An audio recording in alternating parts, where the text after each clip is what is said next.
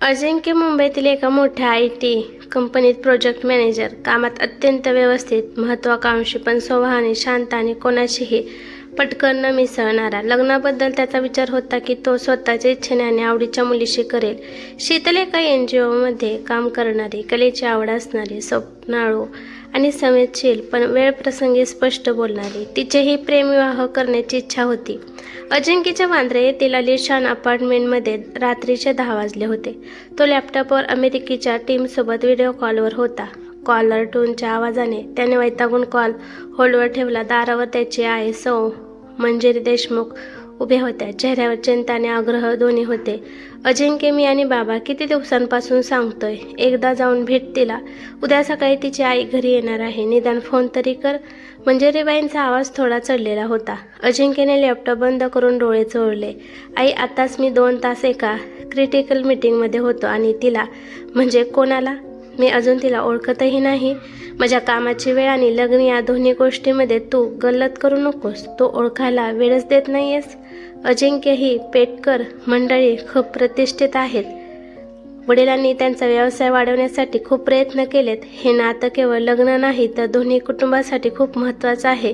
मंजिरीबाईंनी कुटुंबाच्या व्यवहाराचा मुद्दा समोर ठेवला. अजिंक्यला हे शब्द आवडले नाहीत. त्याला वाटत होतं की हे केवळ एका व्यावसायिक डील आहे, प्रेम नाही. ठीक आहे आई, मी उद्या संध्याकाळी बोलतो तिच्याशी. पण एक लक्षात ठेव, केवळ तुझ्या आणि बाबांच्या इच्छेखातर हो म्हणतोय. लग्नानंतर आम्ही कसे वागू हे केवळ आमच्यावर अवलंबून असेल. इकडे पुण्यात शीतलच्या घरातही परिस्थिती वेगळी नव्हती. हॉलमध्ये शीतलची मावशी आणि आई वडील बसले होते. शीतल किचनमध्ये चहा बनवत होती, पण तिचे मन तिथे नव्हते. शीतल, तू हे लग्न फक्त घरच्यांसाठी करायचं ठरवलंय, हे चांगलं आहे, मावशी म्हणाल्या. मावशी, मी ठरवलं नाही, माझ्यावर थोपवलं गेलं आहे. शीतलच्या आवाजात स्पष्ट नाराज होती. मी ज्याला ओळखत नाही, ज्याच्याशी एकदाही नीट बोलले नाही, त्याच्याशी आयुष्य कसं काढायचं? आई सौ शालिनी पटेकर जवळ आल्या. अगं वेडी, तो अजिंक्य मुलगा किती चांगला आहे, उच्च शिक्षित, मोठ्या कंपनीत आहे. ही अरेंज मॅरेजची पद्धत आहे. मोठे लोक सांगतात तेव्हा ऐकावं लागतं. उद्या त्यांच्या आई येणार आहेत. शांत आणि गोड बोल बस. शीतलने लांब श्वास घेतला. तिला त्या अजिंक्य नावाच्या माणसाचा फोटो आठवला. गंभीर चेहरा, कोरडी नजर, यांत्रिक जीवन जगणारा व्यवहारी माणूस, असे तिने मनात ठरवून टाकले. दोघे तयार झाले होते, पण प्रेमासाठी नाही तर कुटुंबाच्या अपेक्षा पूर्ण करण्यासाठी. काही दिवसानंतर पुण्यातील एका पंचतारकित हॉटेलमध्ये साखरपुड्याचा समारंभ सुरू होता. हॉल माणसांनी भरलेला होता, पण अजिंक्य आणि शीतल एकाच टेबलच्या विरुद्ध बाजूंना 2 बेटांवर असल्यासारखे वाटत होते. दोघेही नाईलाजाने अंगठी घालण्याच्या विधीसाठी एकत्र आले. अजिंक्यने तिच्या बोटात अंगठी घातली तेव्हा त्याचा स्पर्शही औपचारिक होता. शीतलने त्याला अंगठी घातली. तिच्या चेहऱ्यावरही कोणताही आनंद नव्हता. कार्यक्रमानंतर दोन्ही कुटुंबे फोटो काढण्यात व्यस्त असताना अजिंक्य आणि शीतल यांना त्यांच्या वडिलांनी बाजूला जाऊन बोलायला सांगितले.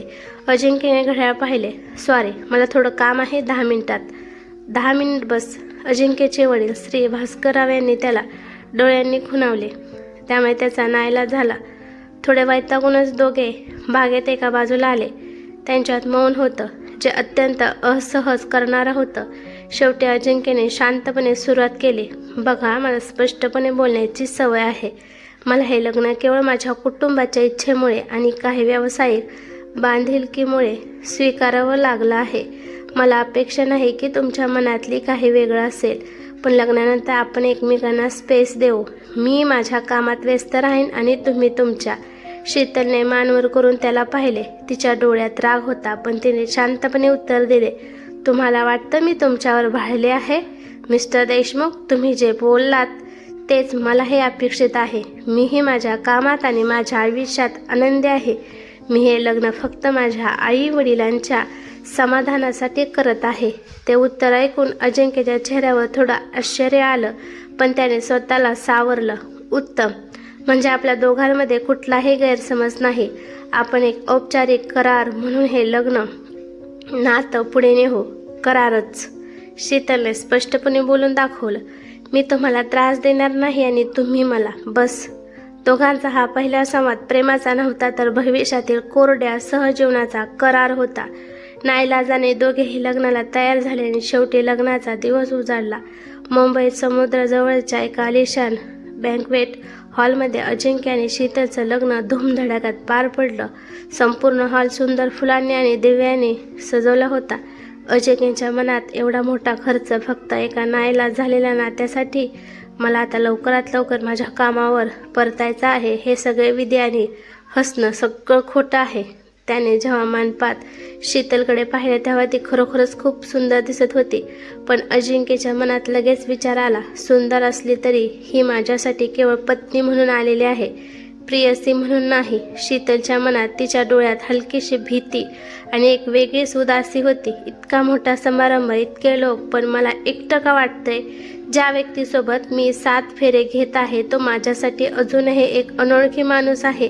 मी कशासाठी स्वतःला या बंधनात अडकवत आहे? लग्नाचे विधी सुरू झाले.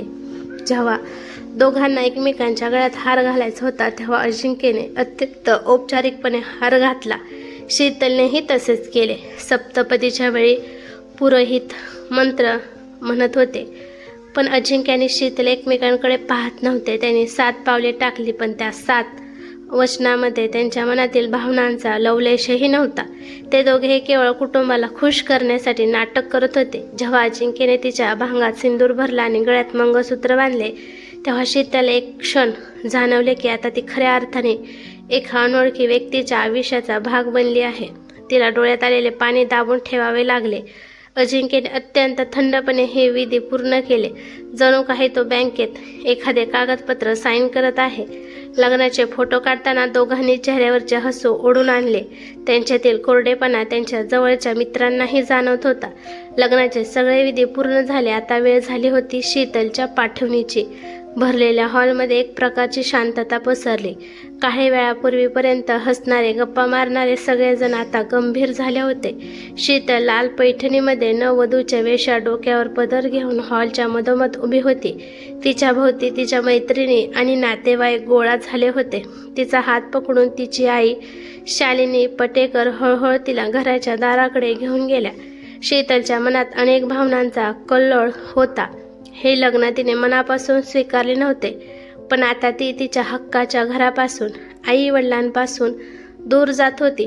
डोळ्यात पाणी जमा झाले, पण ते अश्रू केवळ सासरी जाण्याचे नव्हते, तर स्वतःच्या आयुष्यातील एका मोठ्या बदलाचे आणि एका अनोळखी भविष्याच्या भीतीने ओथंबलेले होते. ती तिच्या आईला बिलगली. आई, तिच्या तोंडून शब्द फुटत नव्हते. बाळा, रडू नकोस, तू आमच्या काळजाचा तुकडा आहेस. नवीन घरात सगळ्यांना आपलंच कर, आणि हो, जिथे प्रेम नसेल तिथे प्रेमाने जागा निर्माण कर. शालिनीबाईंनी तिचा हात धरून तिला धीर दिला. त्यांच्या डोळ्यातील अश्रू त्यांच्या मुलीवरच्या नितांत प्रेमाची साक्ष देत होते.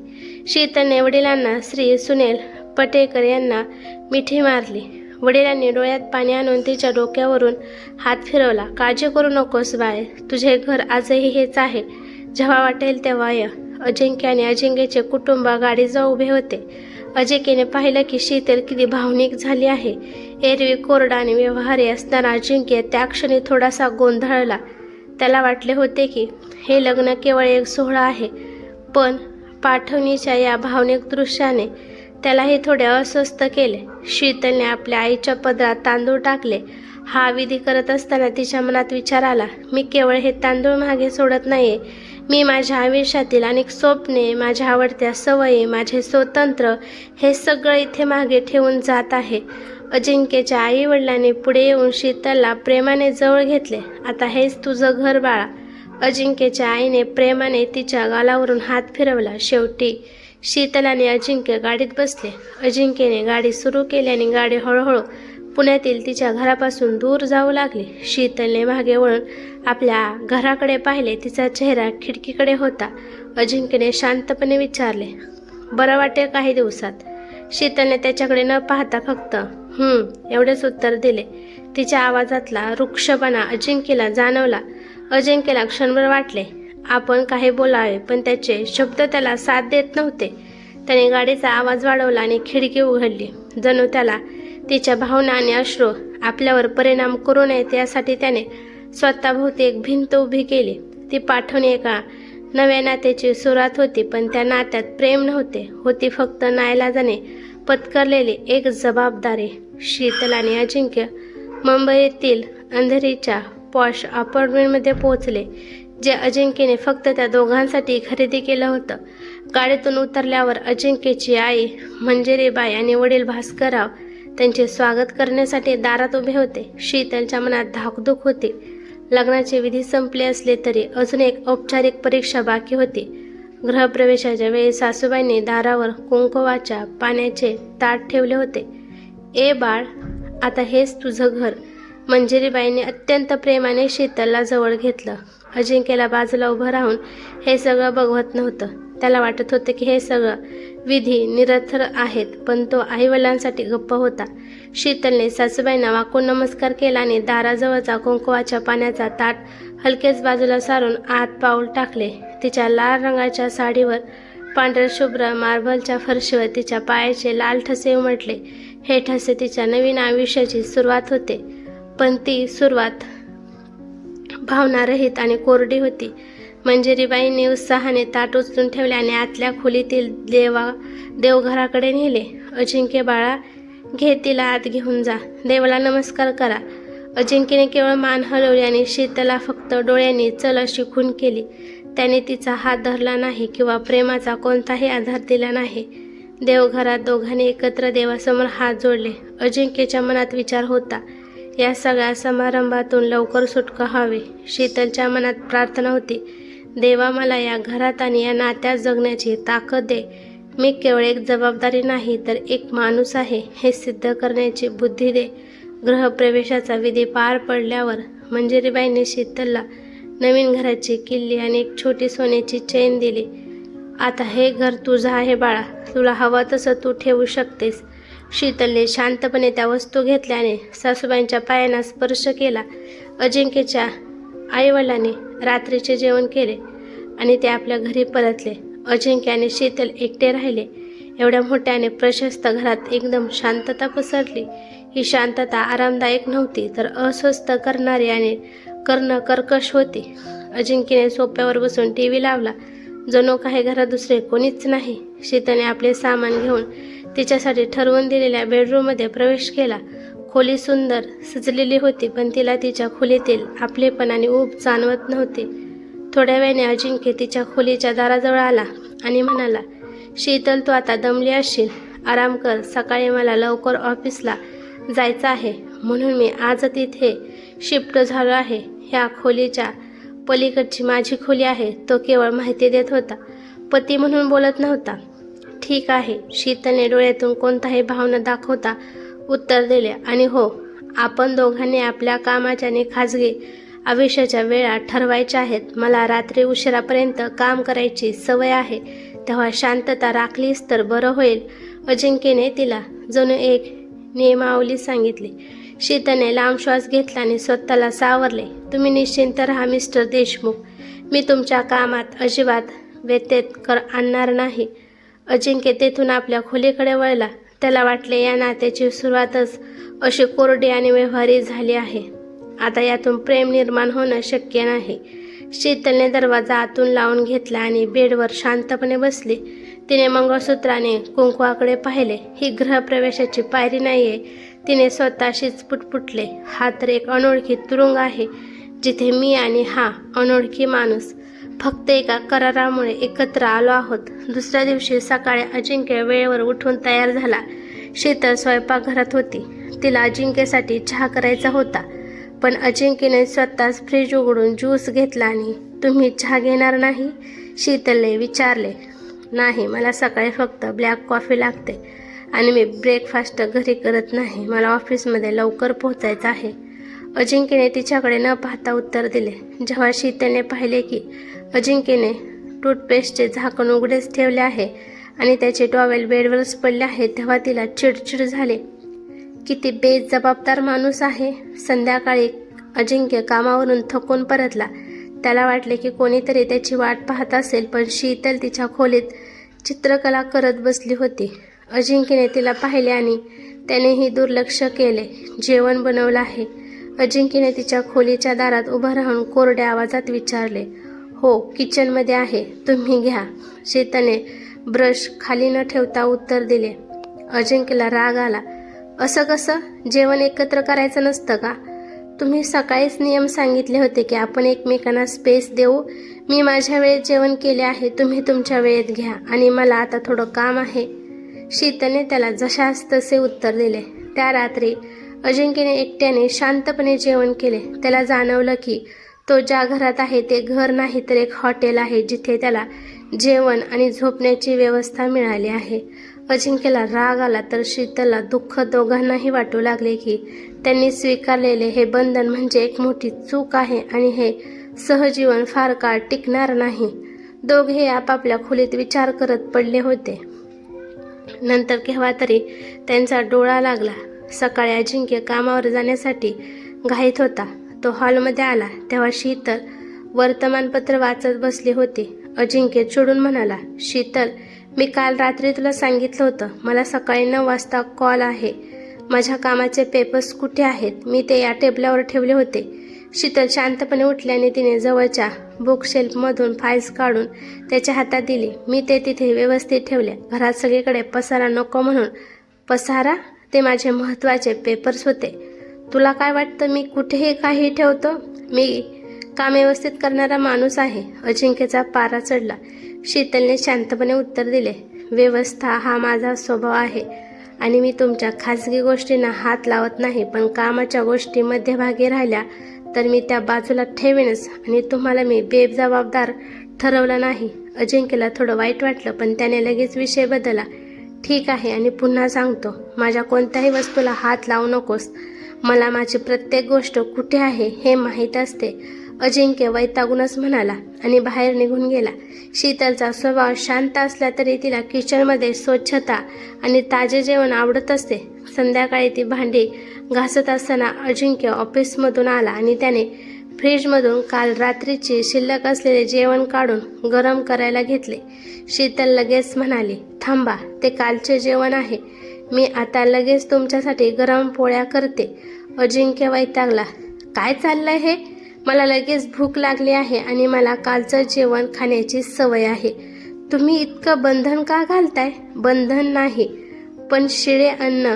बस शीतल, माझा आणि तुमच्या खाण्यापिण्याचा सवयीचा काहीही संबंध नाही. मला तुम्ही फार काळजी करू नका, मी माझं बघू शकतो. अजिंक्यने ते अन्न खाल्ल्याने ताट सिंकमध्ये न ठेवता तसेच ठेवून तो आपल्या खोलीत गेला. शीतलने डोळे मिटून घेतले.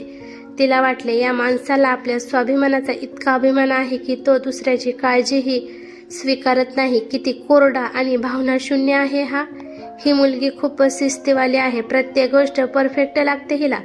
मला वाटतं तिला माझं स्वातंत्र्य आवडत नाही. खूप बंधनकारक आहे हे, अजिंक्य मनात म्हणाला. शीतल विचार करत होती, हा माणूस खूपच गर्विष्ठ आणि बेफिकर आहे. त्याला नात्यांची, घराची किंवा दुसऱ्याच्या भावनांची अजिबात किंमत नाही. हे लग्न म्हणजे एक मोठी चूक आहे. असेच दिवस जात होते. अजिंक्य आणि शीतलच्या लग्नाला आता 2 आठवडे झाले होते. एके शनिवारी अजिंक्य कामासाठी बाहेरगावी जाण्याच्या तयारीमध्ये होता. त्याला पहाटे 5 वाजता ट्रेन पकडायची होती. अजिंक्यने रात्री आपले सामान व्यवस्थित पॅक केल्याने अलार्म लावून झोपला, पण कामाच्या तणावामुळे त्याला मध्यरात्री अचानक असह्य डोकेदुखी सुरू झाली. वेदना इतक्या वाढल्या की त्याला उठणेही कठीण झाले. त्याचवेळी शीतलला तिच्या खोलीतून अजिंक्यच्या खोकण्याचा आणि वेदनेने कणण्याचा आवाज आला. तिने सुरुवातीला दुर्लक्ष केले, पण आवाज वाढल्यावर ती उठून त्याच्या खोलीत गेली. अजिंक्य बेडवर वेदनेने विव्हळत होता. अजिंक्य, काय झालं तुम्हाला? ताप आहे? शीतलने काळजीने विचारले. मला खूप डोकेदुखी आहे. ट्रेन आहे माझी सकाळी. अजिंक्य वेदनेमुळे नीट बोलू शकत नव्हता. शीतलने लगेच घरात असलेली पॅरासिटामॉलची गोळी त्याला दिली आणि नंतर ती शांतपणे किचनमध्ये गेली. तिने एका भांड्यात गरम पाणी घेतले, त्यात मिठाचा शेक तयार केला आणि अजिंक्यच्या डोक्यावर हलक्या हाताने शेक दिला. अजिंक्यला थोडं बरं वाटलं. शीतलने त्याच्या कपाळाला हळवारपणे हात लावला. त्या स्पर्शात त्याला पहिल्यांदाच अनोळखीपणाऐवजी काळजी जाणवली. मी तुमच्या कोणत्याही वस्तूंना हात लावू नका म्हणून सांगितलं होतं, अजिंक्य हळू आवाजात बोलला. आता शांत झोपा. मी तुमच्या ट्रेनला कॅन्सल करायला सांगते.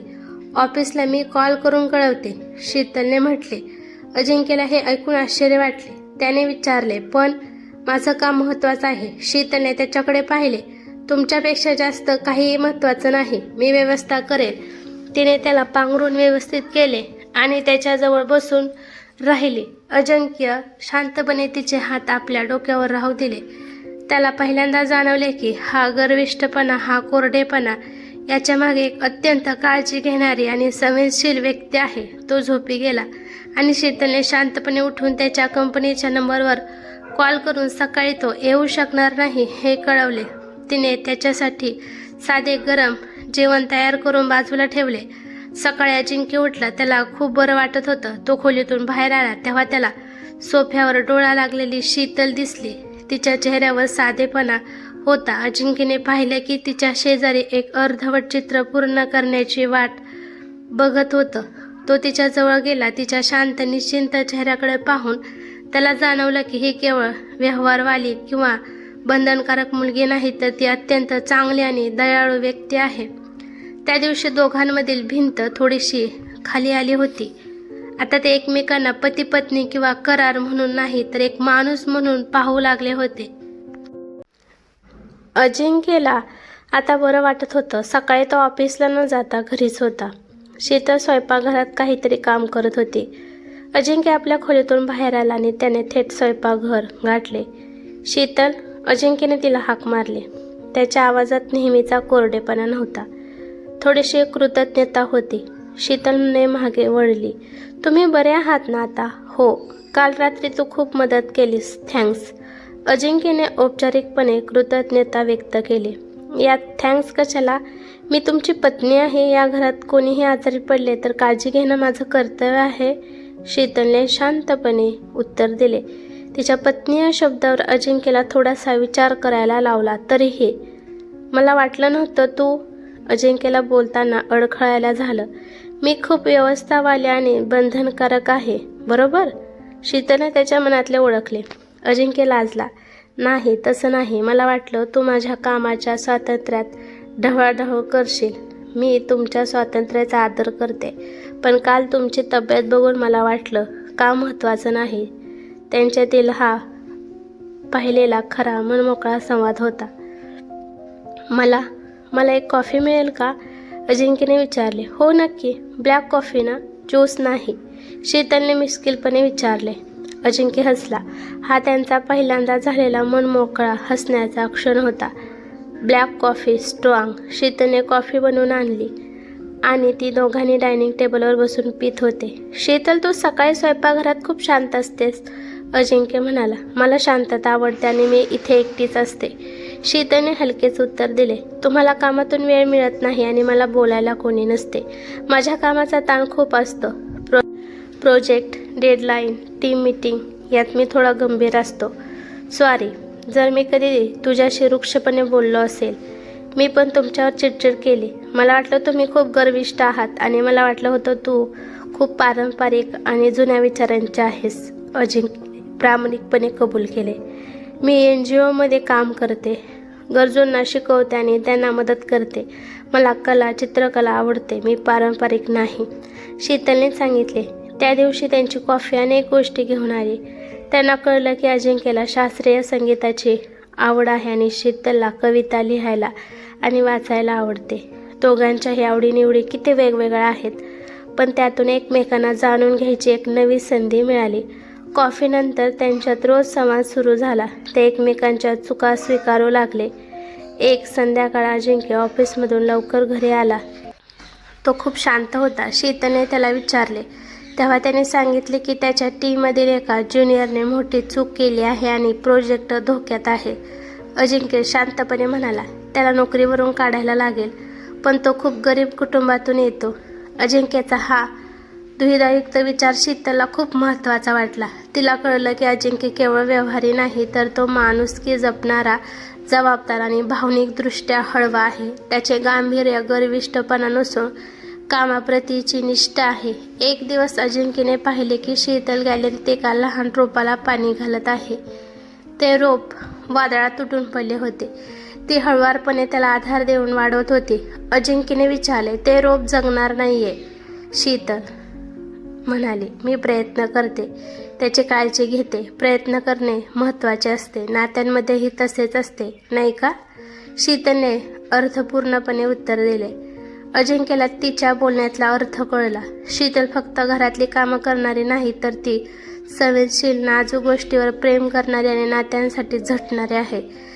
तिचा व्यवस्था हा स्वभाव केवळ घरासाठी नाही, तर तिच्या आयुष्यातल्या प्रत्येक गोष्टीवर प्रेम करण्यासाठी आहे. एकदा अजिंक्य कामासाठी बाहेरगावी जाण्याची तयारी करत होता. त्याने बॅग व्यवस्थित भरली होती. शीतल त्याच्याजवळ आली आणि म्हणाली, तुम्ही बॅग व्यवस्थित पॅक केली आहे, पण त्यात औषधे ठेवली नाहीत. तुम्हाला डोकेदुखीचा त्रास होतो ना? मी ही गोळी नेहमी जवळ ठेवा म्हणून ठेवत आहे. अजिंक्यने तिच्या डोळ्यात पाहिले. तिच्या चेहऱ्यावरील काळजी स्पष्ट दिसत होते. त्याने पहिल्यांदाच तिचा हात हातात घेतला. धन्यवाद शीतल, तो हळू आवाजात म्हणाला. शीतलच्या चेहऱ्यावर एक हलकंसं हसू आलं. तो स्पर्श औपचारिक नव्हता, तर मैत्री आणि काळजीने भरलेला होता. आता त्यांच्यात भांडणे कमी झाली होती आणि त्याऐवजी छोटी छोटी काळजी ही भावना वाढू लागली होती. अजिंक्यला तिच्या हसण्याची, घरात तिच्या असण्याची सवय झाली होती आणि शीतलला अजिंक्य कामावरून घरी येण्याची वाट पाहण्याची सवय झाली होती. जबरदस्तीने सुरू झालेले नातं आता प्रेमाच्या वळणावर येऊ लागलं होतं. अजिंक्य आणि शीतलच्या नात्याला आता 2 महिने झाले होते. त्यांच्यात आता रोज गुड मॉर्निंग आणि गुड नाईटचे औपचारिक बोलणे नव्हते, तर दिवसातील गप्पा, कामातील गोष्टीची विचारपूस आणि एकमेकांना मदत करणे सुरू झाले होते. एके दिवशी अजिंक्य ऑफिसमधून घरी आला आणि थोडा गंभीर दिसला. शीतल, मला एक अर्जंट बातमी सांगायची आहे, तो म्हणाला. काय झालं अजिंक्य? काही कामाची अडचण आहे? शीतलने काळजीने विचारले. हो, कंपनीचा एक मोठा प्रोजेक्ट सिंगापूरमध्ये शिफ्ट झाला आहे. मला पुढच्या 2 महिन्यांसाठी तिथे जावे लागणार आहे. उद्या सकाळचं माझं फ्लाईट आहे. अजिंक्यचा हा निर्णय ऐकून शीतलच्या चेहऱ्यावरील हसू एकदम मावळले. 2 महिने? एवढा मोठा काळ? 2 महिने? इतका लांबचा प्रवास? आणि अचानक? शीतलच्या आवाजात निराशा स्पष्ट होती. हो, मलाही जायचं नव्हतं, पण ही माझ्या करिअरसाठी खूप मोठी संधी आहे. मी नकार देऊ शकत नाही. अजिंक्यने तिला समजवण्याचा प्रयत्न केला. त्या रात्री त्यांच्या घरात नेहमीची शांतता नव्हती, तर एक जड निरवताही मौन होतं. अजिंक्यने आपली बॅग पॅक करायला घेतली, तेव्हा शीतल त्याला मदत करायला गेली. मी तुमच्यासाठी तुमच्या आवडत्या सामानाची यादी केली आहे. सकाळी तुमचा नाश्ता करून ठेवते, शीतल म्हणाली. पण तिच्या डोळ्यात पाणी जमा झाले होते. शीतल, तू माझ्यासाठी काळजी करत आहेस? अजिंक्यला तिच्या डोळ्यातील भावना स्पष्टपणे दिसल्या. मी तुमच्यावर चिडचिड करत असे, पण मला तुमची सवय झाली आहे अजिंक्य. तुम्ही घरात नसताना ही शांतता मला खायला उठेल. शीतलने प्रामाणिकपणे आपले मन मोकळे केले. अजिंक्यने तिच्या खांद्यावर हात ठेवला. मी रोज कॉल करेन आणि तू इथे एकटी नाहीस. माझी आई आहे, तू त्यांना भेटू शकतेस. शीतलने मान हलवली. त्या दोघांनाही जाणवले की ते एकत्र राहण्याची सवय झाल्यावर दूर जाणे किती कठीण आहे. सकाळी अजिंक्य एअरपोर्टला जाण्यासाठी तयार झाला. शीतलने त्याला औक्षण केले. औक्षण करताना तिच्या हातातला दिवा थरथरत होता. काळजी घ्या, शीतलने म्हटले. तिच्या आवाजातला थरथराट अजिंक्यला जाणवला. तू पण स्वतःची काळजी घे शीतल. अजिंक्य दाराबाहेर पडताना त्याला मागे वळून पाहण्याची तीव्र इच्छा झाली. त्याने पाहिले, शीतल दारात उभी राहून त्याला जात असताना बघत होती. तिने त्याच्याकडे गुड बाय न म्हणता फक्त एकटक लावून पाहिले. अजिंक्यला जाणवले, तो केवळ कामावर नाही, तर आपल्या जीवनातील एक अत्यंत महत्त्वाचा भाग मागे सोडून जात आहे. सिंगापूरला पोचल्यावर अजिंक्य कामात गुंतला, पण त्याला कोणतीच गोष्ट नीट करायला जमत नव्हती. त्याला त्याच्या टेबलवर शीतलने व्यवस्थित रचलेले पेपर्स आठवत होते. त्याला ऑफिसमध्ये ब्लॅक कॉफी पित असताना शीतलने घरी बनवलेल्या स्ट्रॉंग कॉफीची आठवण येत होती. रात्री जेव्हा त्याला डोके दुखायचे, तेव्हा त्याला शीतलच्या हाताचा स्पर्श आठवायचा, जो त्याच्या डोकेदुखीवरचा सर्वात मोठा उपाय होता. अजिंक्यला प्रत्येक क्षणाला शीतलची आठवण येत होती. तो सतत फोन करून तिच्याशी बोलत असे. एका रात्री अजिंक्यने व्हिडिओ कॉलवर तिला विचारले, शीतल, तू मला का मिस करत आहेस? शीतल थोडी लाजली. मी तुमच्या कामाच्या सवयींना आणि घरात तुमच्या हसण्याला मिस करते, आणि मला तुझ्या हसण्याला, तुझ्या चित्रांना आणि तुझ्या व्यवस्थेला मिस करतो. मला कळलं नाही, पण आता तुझ्याशिवाय हे आयुष्य केवळ एक करार नाही, तर एक शून्य वाटतंय. अजिंक्यला स्पष्टपणे जाणीव झाली की तो आता केवळ नाईलाज म्हणून या नात्यात नाही तर तो शीतलवर मनापासून प्रेम करू लागला आहे. इकडे घरी शीतलची अवस्था वेगळी नव्हती. घरात अजिंक्यचा आवाज नाही, त्याची चिडचिड नाही. घरात पूर्ण शांतता होती. तिला जाणवले अजिंक्यशिवाय तिच्या चित्रांना रंग नाहीत, तिच्या कवितांना शब्द नाहीत. ती रोज त्याच्या कामावरून परतण्याची वाट पाहायची. आता ती त्याच्या कॉलची वाट पाहत असते. शीतलला विरहामध्ये स्पष्टपणे कळले की अजिंक्यचा गर्विष्ठपणा, त्याचा कामाचा ताण या गोष्टी ती आता केवळ स्वीकारत नाही तर त्यावर ती प्रेम करू लागली आहे. तिचे हे अजिंक्यवर खूप प्रेम जडले आहे. 1 महिन्यानंतर अजिंक्यला कळले की त्याला आणखी 1 महिना तिथे राहावे लागणार आहे. त्याने शीतलला कॉल केला. शीतल, मला आणखीन 1 महिना इथे राहावे लागेल. अजिंक्यचा आवाज ऐकून शीतलला रडू कोसळले. मला हे सहन होत नाही अजिंक्य, प्लीज परत या. मी तुमच्याशिवाय राहू शकत नाहीये. तिच्या या प्रामाणिक कबुलीने अजिंक्यला खूप आनंद झाला. त्याला खात्री पटली की त्यांची नात्याची भावना केवळ आकर्षक नाही तर खरे प्रेम आहे. मी येतोय शीतल, अजिंक्यने ठरवलं. माझं काम महत्त्वाचं आहे पण माझ्यापेक्षा जास्त तू महत्त्वाची आहेस. मी लगेच येण्याचा प्रयत्न करतो, अजिंक्य म्हणाला. अजिंक्यने सिंगापूरमधील आपले काम लवकर संपवल्याने तिकीट बुक करून तो मुंबईला परतला. शीतलला त्याने फक्त सांगितले होते की तो 2 दिवसात पोहोचेल, पण त्याने तिला नेमकी वेळ दिली नव्हती. तो तिला सरप्राईज देऊ इच्छित होता. जवळपास 1.5 महिन्याच्या विरहानंतर अजिंक्य जेव्हा मुंबईतील आपल्या घराच्या दारात पोहोचला तेव्हा त्याच्या छातीत धडधडत होते. त्याने दारावरची बेल वाजवली. शीतलने दरवाजा उघडला. दारात अजिंक्यला पाहताच शीतलला क्षणभर विश्वास बसला नाही. तिच्या डोळ्यात आनंदाचे अश्रू उभे राहिले. ती एका क्षणाचाही विचार न करता धावत जाऊन त्याला गठ्ठ मिठी मारली. मिठी औपचारिक नव्हती किंवा केवळ पत्नीला दिलेली नव्हती, तर ती प्रेमाची, विरहाची आणि हक्काची मिठी होती. अजिंक्य, तुम्ही लवकर आलात? तिचा आवाज मिठीत दाबला गेला होता. मी तुझ्याशिवाय राहू शकत नव्हतो शीतल. काम महत्त्वाचं होतं पण तू माझ्यासाठी सर्वात महत्त्वाचे आहेस. अजिंक्यने तिला घट्ट पकडून ठेवले. काही सेकंदांनी मिठी सुटल्यावर शीतलने त्याच्याकडे पाहिले. तिच्या डोळ्यातले पाणी आनंद आणि प्रेमाचे होते. दोघेही आत आले. शीतलने त्याला सोफ्यावर बसवले आणि पाणी दिले. वातावरण भावनिक आणि शांत होते. अजिंक्यने तिच्या हातातून पाण्याचा ग्लास घेतला आणि बाजूला ठेवला. अजिंक्यने तिच्याकडे पाहिले. त्याच्या चेहऱ्यावर आता पूर्वीचा गर्विष्ठपणा नव्हता, तर नितांत प्रेम आणि प्रामाणिक भावना होत्या. त्याने शीतलचा हात आपल्या हातात घेतला. शीतल, अजिंक्यचा आवाज पहिल्यांदाच इतका हळवा आणि भावनिक लागला. शीतलने शांतपणे त्याचे वाक्य पूर्ण होण्याची वाट पाहिली. मी जेव्हा तुझ्यापासून दूर होतो तेव्हा मला कळलं की माझं आयुष्य तुझ्या व्यवस्थाने, तुझ्या काळजीशिवाय किती अपूर्ण आहे. मी सुरुवातीला या लग्नाला एक व्यवहार मानलं होतं. तुझ्यावर चिडचिड केली, तुला स्पेस दिली, पण आता मला ती स्पेस नको आहे. त्याने तिचा हात छातीजवळ नेला.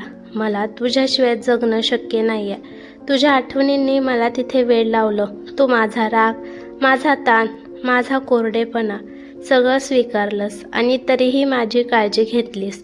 अजिंक्यच्या डोळ्यात पहिल्यांदाच भावनांचे तेज होते.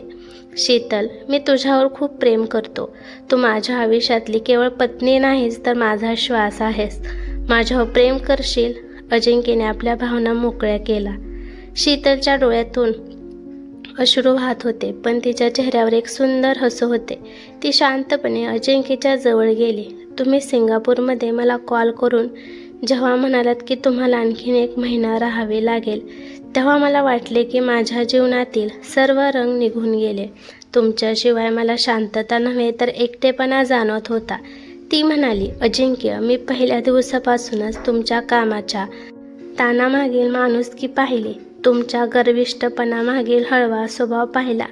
मीही तुमच्यावर खूप प्रेम करते. हे जबरदस्तीने जुळलेलं नातं कधी माझ्या प्रेमाचं नातं झालं मला कळलंच नाही. शीतलने स्वतःहून पुढे होऊन अजिंक्यच्या गालावर आपले ओठ टेकवले. अजिंक्यने तिला मिठीत घेतले. त्यांच्या जबरदस्तीच्या लग्नाला आता प्रेमाचे आणि विश्वासाचे बंध मिळाले होते. त्यांच्या नवीन घरात आता खऱ्या अर्थाने गृहप्रवेश झाला होता. तुम्हाला ही कथा कशी वाटली कमेंटमध्ये आपले विचार नक्कीच सांगा. आवडल्यास लाईक करा, मित्रांमध्ये शेअर करा आणि आपल्या चॅनलला सबस्क्राईब करायला विसरू नका. नवीन कथा पाहायला तुम्ही जास्त लवकर अपडेट राहण्यासाठी बेल आयकॉन नक्की दाबा. धन्यवाद.